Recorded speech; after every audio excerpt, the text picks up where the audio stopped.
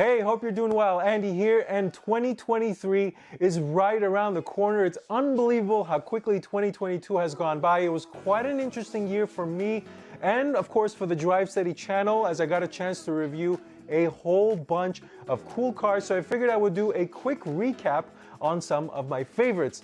But before getting into my short list, a big thank you and sincere appreciation to you, the viewer, who continues to watch the content I put out there and engage with me in the comment section and on Instagram and Facebook and other social media platforms.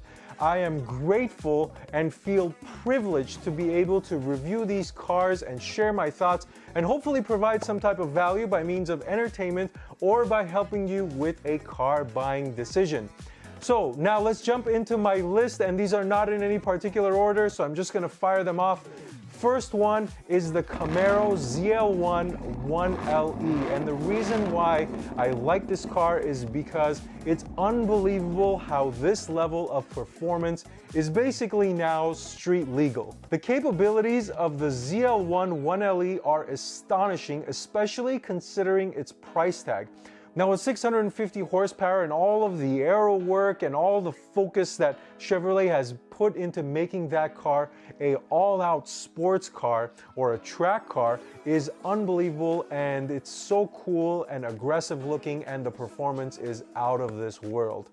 Now, the second car is the 991.1 Porsche 911 GTS. This is the naturally aspirated motor, and the reason why I liked it so much is it was so refreshing and it tasted nostalgia.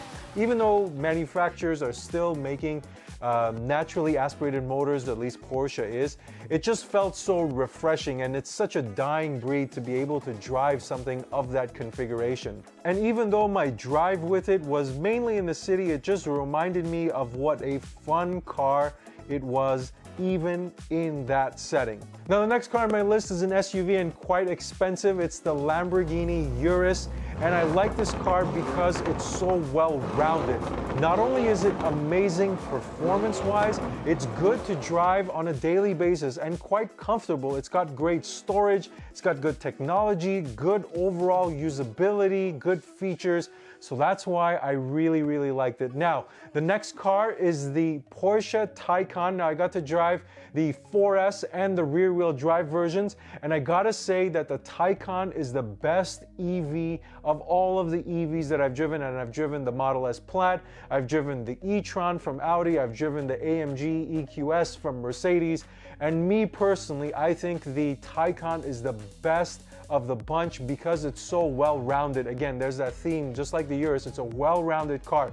Not only is it good and engaging to drive for an EV car, it's good with technology, it's good with overall usage, it's good with quality. So I truly think that the Taycan is one of the best, if not the best, EV cars you can get. And last but not least, the Bentley Continental. This was one of the first videos I did in the beginning of the year.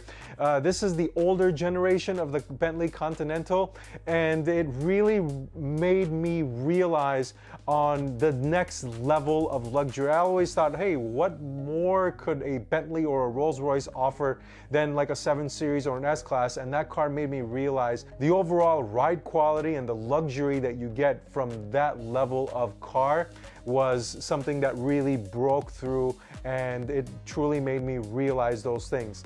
So that's basically my list. I'm really excited for what 2023 has to offer. I do have a couple cool cars lined up to review, and hopefully my reach and expansion will grow so I can get better access to some of the newer cars. A thank you again to you for continuing to watch the channel, and I hope you have a safe rest of 2022 and a wonderful and prosperous and, of course, healthy 2023.